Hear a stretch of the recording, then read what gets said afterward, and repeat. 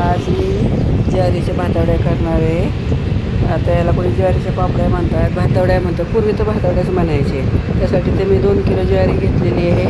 ती धुवून सावलीमध्ये सुकायला टाकलेली आणि सुकून घेतली 2 किलो ज्वारी। त्या पापड्यासाठी इकडे मी 2 किलो ज्वारीला 1 किलो गहू घेतलेला आहे, तो भिजत घातलेला आहे। इथं आपण गव्हाचा 1 किलो गव्हाचं चिक काढणार आहे आणि मग मी ती ज्वारी घेतली। ही ज्वारी आणि गहू अगोदर त्याला मी 3 दिवस भिजायला घातलं होतं।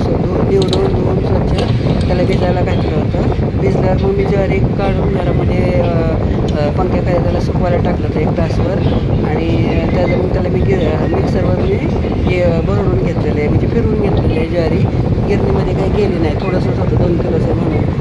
आणि नंतर मग गव्हाचं मी 1 किलो गव्हाचं 3 दिवसांनी भिजून त्याला मी चिक काढलेलं आहे। तर हे सगळं मी ज्वारी मिक्सरमधून काढून घेतलेली ती ज्वारी आहे।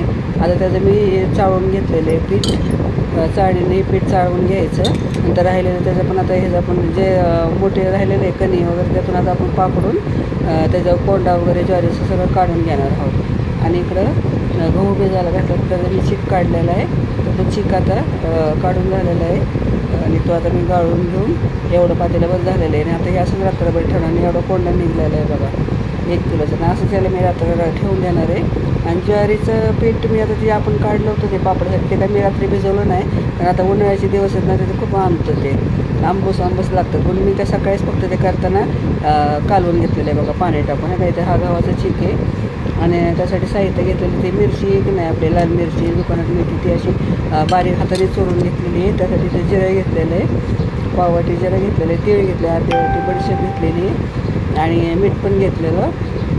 आणि तिकडं मी चुलीवर ठेवलेलं आहे पाणी करायला।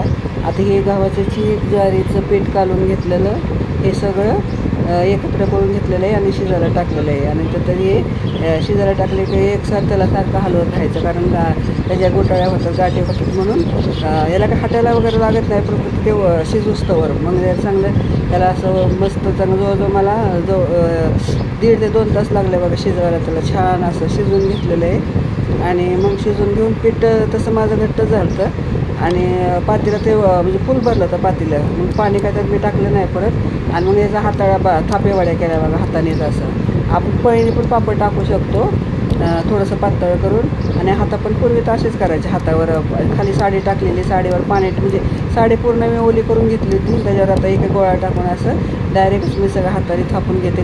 थंड पाण्याचा हात लावायचा आणि थापून घ्यायचं आणि असं हे दिवसभर सुकून घेतलेलं आहे। संध्याकाळी मग काय केलेलं आहे, एक बेडशीट टाकली खाली पॉटवर आणि त्याच्यावर हे उलटं करून टाकले पापड आणि त्याच्यावर मग पाणी टाकून घेतलं। पाणी टाकले काही 5-10 मिनटं तसंच ठेवून दिलं आणि नंतर बघा पापड अलगद सगळे छान सुटून आलेले आहेत आपले सगळं। आणि सगळं आता ही आता पापडं काढून घेतलेली आहे। इकडं पण आता मी फरशीवर खाली वरांड्यात टाकलं होतं, खाली बेडशीट आहे बरं का, पण त्याच्यावर पण मी पापडं टाकली होती। आता हे उलटं केलं त्याच्यावर पाणी टाकलेलं आहे, तशी पण पापडं बघा सगळे आता हे केले की बघा लगेचच निघतात पटकन, त्याला काय वेळ लागत नाही काय नाही, पाणी टाकले की लगेच निघतात। ते सगळे काढून घेऊन असे गमिलामध्ये म्हणजे ठेवलेली आहेत। ही छान वाळून घेतली दुसऱ्या दिवशी पण त्याला मी, आणि अशी पापडं झाली बघा आपली तयार।